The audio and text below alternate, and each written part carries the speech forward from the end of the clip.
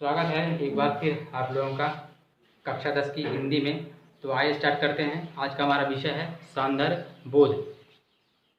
तो इसके बारे में थोड़ी बता दें। रीतिकाल के प्रतिनिधि कवि बिहारी जी ने इसको लिखा है और बिहारी जी के बारे में फेमस भी है कि इन्होंने गागर में सागर भरा है। मतलब कम शब्दों में आप लोगों को अधिक से अधिक बताने का प्रयास इन्होंने अपने कविता के माध्यम से किया है।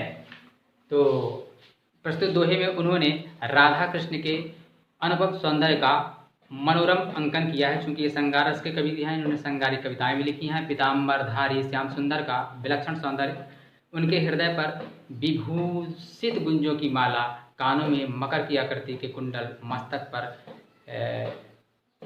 नभों से जड़ा टीका सहज ही हृदय को अपनी ओर खींच लेते हैं। तो इस तरह का वर्णन, उनके सौंदर्य का वर्णन बिहारी जी ने अपने काव्य के माध्यम से किया है। तो पहला अपन देख लेते हैं, स्क्रीन में नजर आएगा आप लोगों को। पहला देखें, सोहत ओढ़े पीठ पटु श्याम सलोने गात, मानो नीलमणि शैल पर आतपु परे प्रभात। तो यहाँ पर कुछ आप लोगों को शब्दार्थ बता दें। जैसे सोहत, सोहत होता है, इसकी अर्थ होता है सुशोभित, और पीटू यानी होता है पीत, और पटु यानी वस्त्र, सलोनी यानी सुंदर, और गात यानी शरीर, और शैल माने पर्वत। तो संदर्भ देख लेते हैं। प्रस्तुत काव्य पंक्तियों में प्रस्तुत दोहा हमारी पाठ्य पुस्तक के प्रेम और सौंदर्य पाठ के सौंदर्य बोध शीर्षक से अवतरित है, और इसके रचयिता कवि रीतिकालीन कवि बिहारी जी है।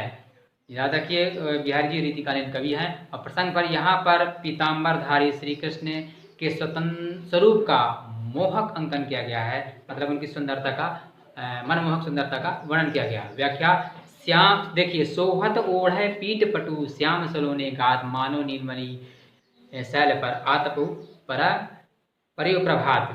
तो व्याख्या, श्याम वर्ण वाले सुंदर शरीर पर पीले वस्त्र धारण किए हुए श्री कृष्ण अत्यंत शोभायमान लग रहे हैं। वे ऐसे लगते हैं मानो नीलमणि पर्वत पर प्रातःकालीन धूप पड़ रही है।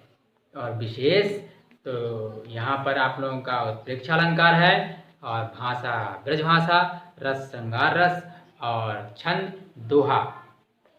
तो नेक्स्ट है आप लोगों का, सखी सोहत गोपाल कै उर गुंजन की माल, बाहिर लसत मनाओ पिए दावा नल की ज्वाल।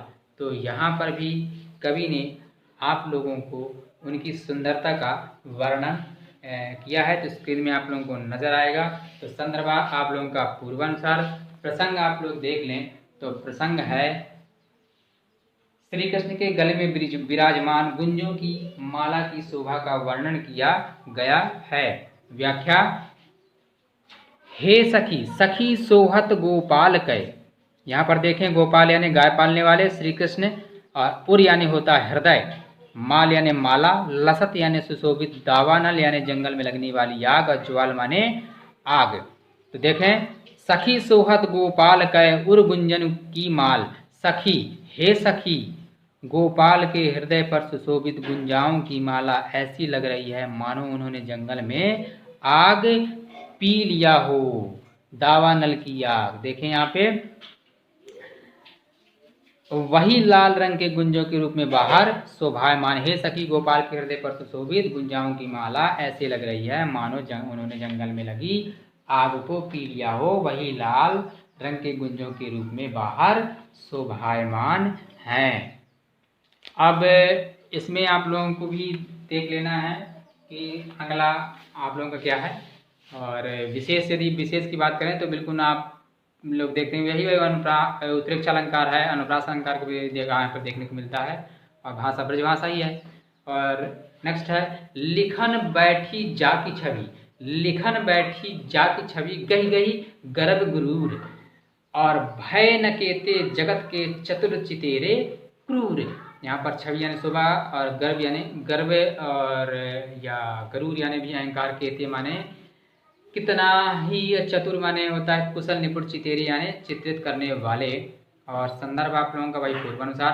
प्रसंग देख लें। यहाँ पर भगवान श्री कृष्ण के अवर्णनीय सौंदर्य का वर्णन किया गया है। मतलब जिसका वर्णन नहीं किया जा सकता, अवर्णनीय।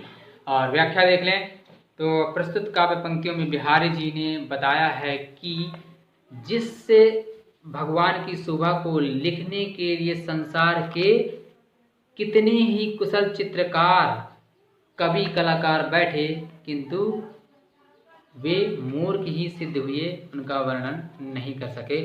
और नेक्स्ट आप देख लेते हैं। मकराकृति गोपाल कै सोहत कुंडल कान, और धस्यो मनो ही गढ़ समरू ड्योढ़ी लसत निशान। तो सब प्रसंग में प्रस्तुत दोहे में मकराकृति कुंडल धारण किए हुए श्री कृष्ण के काममय रूप का कलात्मक चित्रण किया गया है। व्याख्या। सखी नायिका के कृष्ण का रूप का वर्णन करते कहती है कि हे सखी मकराकृति गोपाल के सोहत कुंडल कान। हे सखी, गोपाल श्री कृष्ण के कानों में मछली की आकृति के वाले कुंडल सुशोभित हैं। उनके कुंडल देखकर ऐसा प्रतीत होता है मानो कामदेव ने कृष्ण के हृदय पर अधिकार कर लिया है और मुख्य प्रवेश द्वार पर विजयी कामदेव की पताकाएं फहरा रही हैं। और नेक्स्ट है। नीको लगत लीलार पर टीको जरित जराए, छवि बढ़ावत रवि मनो शशि मंडल पे आए। तो यहाँ पर श्री कृष्ण के मस्तक पर लगे टीके का वर्णन किया गया है। व्याख्या देख लें। श्री कृष्ण के माथे पर रत्नों से जड़ा टीका ऐसा शोभायमान लग रहा है मानो सूर्य चंद्र मंडल में आकर सौंदर्य को बढ़ा रहा है। और नेक्स्ट है। झीने झटपय झिलमिली झलकती ओप अपार, सुर तरु की मनुसिंधमय लसती सपल्लव डार। प्रसंग। बारीक वस्त्र में झिलमिलाते नायिका के अंगों के सौंदर्य का चित्रण किया गया है। व्याख्या। बारीक वस्त्रों में से चमत्कृत रूप सी नायिका के अंगों की असीम आभा ऐसी लग रही है मानो देव वृक्ष कल्पतरु की कोई डाली पत्तों सहित समुद्र में सुशोभित हो रही हो। त्यों तो प्यासई रहत ज्यों ज्यों पियत अघाई, सगुन सलोने रूप की जुन चखा तृष बुझाई। प्रसंग देखें। यहाँ सगुण के अद्भुत सौंदर्य का महिमा बताया गया है। सगुण कृष्ण के सुंदर स्वरूप का दर्शन करने त्यों त्यों प्यासई रहत ज्यों ज्यों पियत अघाई। सगुण कृष्ण के सुंदर स्वरूप का दर्शन करके इन आंखों की प्यास नहीं बुझती। जैसे जैसे छक कर पान करते हैं वैसे वैसे ये प्यासे रह जाते हैं, अर्थात स्वरूप सौंदर्य का पान करने की इच्छा शांत नहीं होती और बढ़ती ही जाती है। या विशेष बिल्कुल वही है। आप लोग पुनरुक्ति प्रकाश का भी प्रयोग जो कि देख लें आप, त्यों त्यों ज्यों ज्यों पुनरुक्ति प्रकाश है। अनुप्रास अलंकारों का सहज स्वाभाविक प्रयोग हुआ है। और नेक्स्ट है आप देखें। तो पर वारो उर्वशी सुनी राधिका सुजान, तू मोहन कै उर्वशी है उर्वशी समान। यहाँ पर अच्छी तरह देखने का प्रयास करें। वारो न्यछावर उर्वशी हृदय में बस गई, और उर्वशी एक उर्वशी अप्सरा होती है। यहाँ पर देखें और तो अपन बता दें ये कौन सा अलंकार है जहाँ पर एक ही वर्ण एक ही शब्द दो बार आए, तो इसे बताने का प्रयास करें। यहाँ पर यमक अलंकार का प्रयोग हुआ है। और देख लें इसका पहले तो संदर्भ देख लें। तो पर वारो उर्वशी सुनी राधिके सुजान, यहाँ पर राधा के मोहक रूप तथा प्रभाव का निरूपण किया गया है। और व्याख्या देखें। हे चतुर राधा तुझ पर मैं उर्वशी माला न्यौछावर करती हूँ, और सुन तू सौंदर्य आदि के कारण उर्वशी के समान मनमोहन श्री कृष्ण के हृदय में बस गई है, अर्थात तुझे श्री कृष्ण हृदय से चाहते हैं। और नेक्स्ट है आप लोगों का देख लें। फिर चित उत ही रहतु टूटी लाज की लाव, अंग अंग छवि झौर में भयो भौर की नाव। और यहाँ पर अनुप्रास अलंकार की छटा देखने को मिल रही है। और पुनरुक्ति प्रकाश भी अंग अंग और फिर में देख लें। प्रसंग। श्री कृष्ण के अंग सौंदर्य के प्रभाव का आकर्षण चित्रण किया गया है। व्याख्या। फिर चित उत ही रहतु टूटी लाज की नाव। श्री कृष्ण के रूप सौंदर्य से प्रभावित नायिका कहती है कि मेरा मन बार बार श्री कृष्ण की ओर ही लगा रहता है, मेरी लज्जा के बंधन की रस्सी भी टूट गई है। अंग अंग छवि झौर में भय भौरों की नाव, और मैं लज्जा का निर्वाह भी कर पा रही हूँ। श्री कृष्ण के प्रत्येक अंग के सौंदर्य के सामूहिक प्रभाव में मेरा मन भंवर में फंसने वाला ना हो गया है। और अंतिम पंक्तियाँ देखें। जहाँ जहाँ ठाड़ो लख्यो श्याम सुभग सिरमारु, उनहु बिन छिन गही रहतु द्रग्नु अजो वह ठारू। तो प्रसंग देख लें। श्री कृष्ण के दर्शन के स्थानों के याददाश्त का सटीक चित्रण किया गया है। व्याख्या। नायिका कहती है, जहाँ जहाँ ठाढ़्यो लख्यो श्याम सुभग सिरमौरू हुनहु बिन छिन गही रहतु द्रगनु अजों वै ठारू। तो नायिका कहती है, मैंने सर्वाधिक सौंदर्यशाली श्याम सुंदर को जहाँ तहाँ खड़े हुए देखा था, वे स्थान उनके बिना आज भी मेरे नेत्रों में हर पल हर जगह विद्यमान रहते हैं।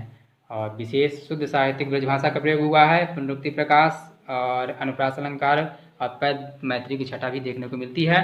तो इस तरह से आप लोगों का ये जो व्याख्या है, सप्रसंग व्याख्या कंप्लीट हो गई और आप लोग इसे अच्छी तरह समझ लें। और फिर इसके बाद आप लोगों को पढ़ाया जाएगा श्रद्धा, जो कि जयशंकर प्रसाद जी ने लिखा है। और जयशंकर प्रसाद का जीवन परिचय भी, और जीवन परिचय आप लोगों का मेरे चैनल में पड़ा हुआ है, तो वहाँ से आप जो लोग जयशंकर प्रसाद का जीवन परिचय देख लें, या फिर मैं दोबारा आप लोगों को डाल दूँगा और उसके बाद मैं समझाने वाला हूँ। तो इसके लिए आप लोगों को तैयारी करना है। आज के लिए इतना ही। धन्यवाद।